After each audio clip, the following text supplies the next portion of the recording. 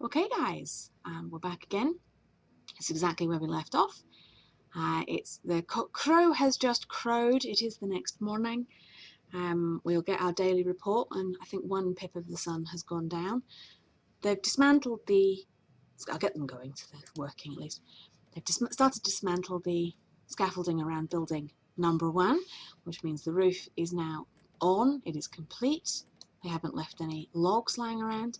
And they do reclaim the logs from the scaffolding to be put to use in other buildings. So if you're short of woodland resources, it is a good idea to have only one building on the go at once, because a lot of your resources are tied up in having this scaffolding around the building. So if you know you're going to be short of lumber, that's definitely a way you can reduce the strain of that as you play. I will be considering making, I think my next job is going to be to make a weaver using the spindle, which is glowing. That means that it's an item it's a job for someone to use. The other glowing item we have, oh no, rally. No, I don't want trapping grounds, I want rally. They'll all stop what they're doing and attack this goblin because he's stealing our things. And that's a very good time to point out this other glowing item is a sword, and that will be for a footman who will, his default job is to walk around and patrol the area. Let's unrally. Hotkey for that is R. Once you have a footman, you can do very clever things and organise your people into parties and then send them off to particular places to guard things. But as I say, while we're building, I want to maintain as many workers as possible of our 7 original. However, those goblins will kill people, particularly now they all come back armed. So it becomes much more important to have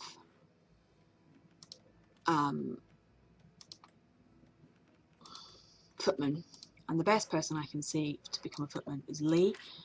So I'm going to ask him to become a footman just now. And then the next item on the agenda, Sarah is fairly bright. Oh, Elena's twin, Elena, is also fairly bright. So let's have Elena, twin of Elena, be our weaver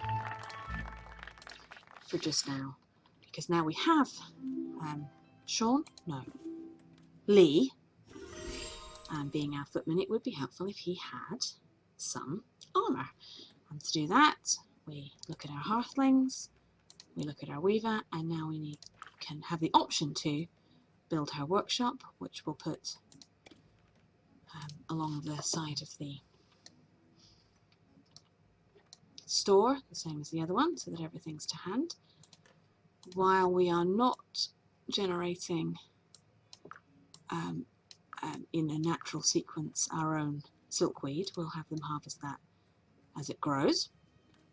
That means it's everybody's job, not just the farmer's job as well, which is quite handy. Anyone who's at a loose end will harvest silkweed. Now there's a progression, interesting progression in the weaver, whereby you make thread from silkweed, then you can make cloth from thread, and leather from thread and hide. We've been gathering hide since we started, but the key thing is that it's a 3-to-1 ratio to make this cloth. It's a 3-to-1 ratio to make the bundle of leather, although it requires 2 items. And then to make these outfits, you require leather or cloth plus thread to string them together. So the important thing is that you have a decent supply of thread. So I like to say always have 10 thread in the stockpile. Now if you immediately say, and also keep 3 bolts of cloth in the stockpile, which is what's required for these items, as soon as she has 3, she will make 1 bolt of cloth. It can make them a little bit confused. So I like to make sure that they have a stockpile of thread. Then I'll add the next thing down the list that they make with the thread. And as soon as they've made their bolts of cloth, they will make more thread to maintain the stockpile. So they are incredibly clever, these little hearthlings, as hearthlings go. But it is sometimes helpful, just when you're starting out, to ease them into it a little bit. Now, we haven't had a daily report. That's very strange.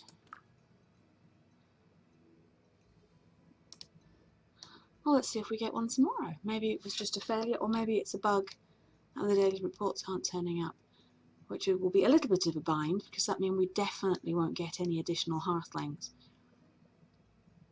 So yes, that flashed up red, and they're not satisfied with eating berries anymore. That is now making them grumpy. They need a balanced diet. All the jerky was gone. They were left with berries, and that made them unsatisfied. We are currently, though, harvesting turnips, which they don't enjoy. However, they do appreciate the variety. So if nothing else, it's worth having the variety available to them. And my weaver's getting going, and we've still got wood arriving to the stockpile, which is handy, although our little local copse doesn't have any. With the daily report system, if you were found that you were desperate for someone to arrive, there would be mileage in, for example, harvesting these berries again, simply to drive your food quantity up. There's no harm in doing that beyond, if it's all they have available to eat, they will get grumpy, morale will drop, and obviously you want your overall happiness and your morale and things to be good. So we've got 9 of our 10 spools of thread. We've got plenty of different bits of leather, of pelt. Once it's made into leather, it all looks exactly the same. But it's nice to have the variety. There's a bright orange one as well. There used to be, I think the fox pelt used to be bright orange. It was a gorgeous colour. And yeah, you can see we've got 3 baskets of turnips and 2 baskets of berries just now, and no jerky. People seem to be happy, it's peaceful. However, really unhappy about eating berries too many times. So now we've got our 10 spools of yarn. We have a little bit of spare silkweed, which is a good thing. I want to make a thick leather vest, which requires level 2. And we can see how our weaver is doing level wise. She is halfway to being level 2, just from having made that 10 bits of thread. So let's try and get her to level 1 by making some bundles of leather, which we will require. So please could you keep 2 bundles of leather in the stockpile. And the upgraded worker outfits, which make people move a little bit faster, require 2 bolts of cloth. So could you please maintain also 2 bolts of cloth in the stockpile. And Elena, sister of Elena, will get onto that. And that will hopefully level her up to the point where then we can make the better armour, which is what we're aiming for. Not sure how long this episode is going to be. We've had another day go by. It's night time. They've nearly finished the second building. In fact, they've finished it. They're taking down the scaffolding, which they do as soon as the roof is finished, and then they put up whatever is required for attaching lamps and putting in window frames and such. Although the carpenter has, as you can see, run out of logs in stock. Well, a couple are arriving now, which means that our carpenter, Elena, sister of Elena, has been unable to make the remaining items for this building so far. She'll pick that up again as soon as the scaffolding comes down and gives her some resources to do so. Halflings are very glitchy in this patch. Keep standing in their workstations and such. That's quite unusual. Maybe a symptom of where I placed this one. There isn't a space for her to stand on that side of it between her workstation and the stockpile, although that's not normally an issue. So as I say, it may just be a little glitch. And as I say, sharing of beds is definitely something that will be bug fixed very shortly, I would imagine. The chaps that make this, one guy in particular, does an amazing live stream very frequently. In fact, the live stream that my husband caught recently was the one in which he designed the winter clothing, which was deliciously amusing, and when you see them wearing it, it's absolutely adorable. It's the cutest thing ever. They have mittens and everything. However, there are no seasons and there is no snow, so I'm slightly in some trepidation of the day when we have frostbite to deal with as well as everything else, and to which end winter outfits will be necessarily required, and to get winter outfits you have to have a shepherd, and that's actually quite late game stuff. So I'm hoping when that's introduced we'll maybe start in spring, which should at least mean we have time to get to that stage before it becomes painfully relevant. You'll see I started off in this corner. Now, goblins can't climb up, and neither can halflings. You would need to put a ladder. If you put a ladder, both halflings and goblins will be able to climb this cliff.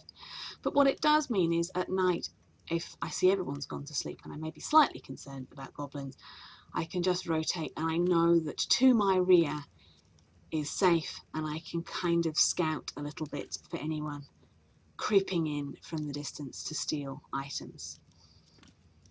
You will get a warning that they're stealing your stuff, even if they're stealing it from somewhere like over here. These qualify as your logs, you chop them down.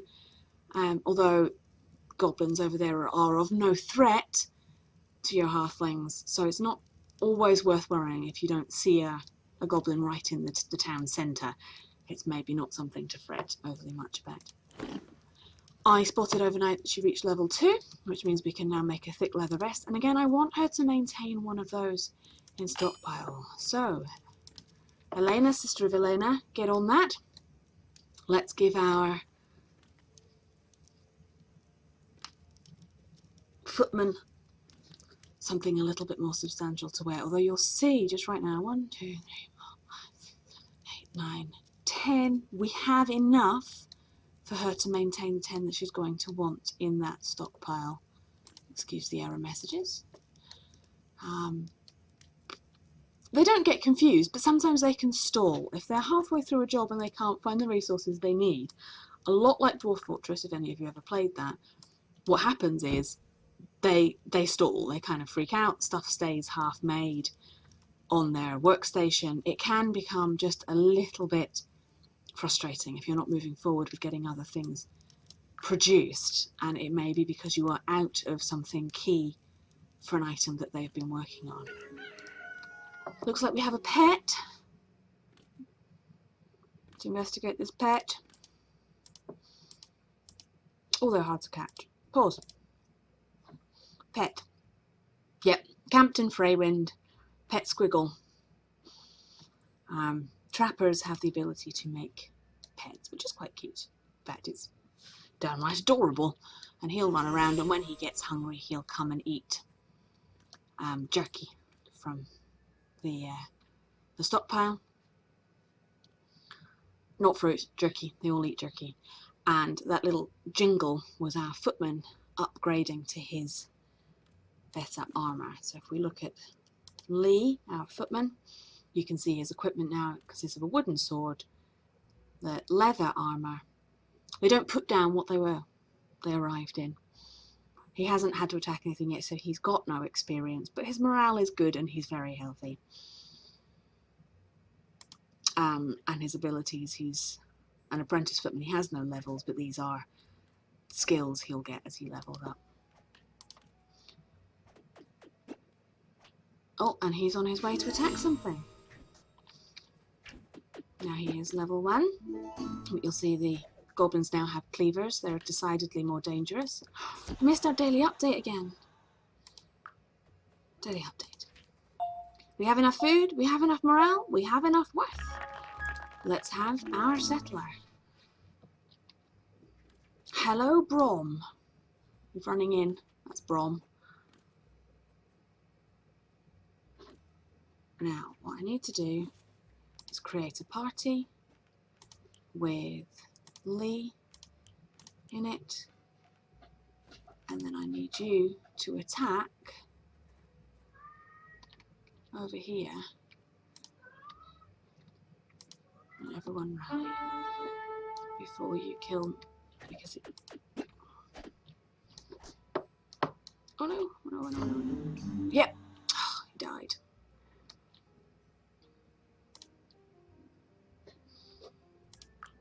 As I say, the goblins are pretty nasty and they will kill your people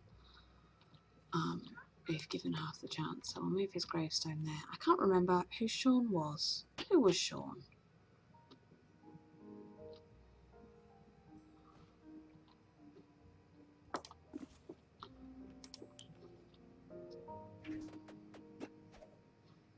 Who was Sean? Sadly, nobody important. He was just a bloke. He was just some guy. We were a little bit slow on the off the mark dealing with that situation, although we have got a new member of our village. So Sean has been replaced. Let's unrally you lot so you can get on with doing some work. So she's going to maintain another of those in the stockpile. We haven't lost anyone vital. We've still got food coming in. We've still got our farmer.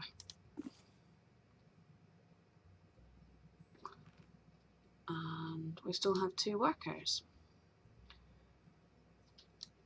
And after that little bit of excitement, sorry Sean, somebody will bring his gravestone back to town. Or make a little graveyard, and we'll add flowers. It'll be pretty. It'll be lovely. What's a settlement without a graveyard? And I think we're going to call it there.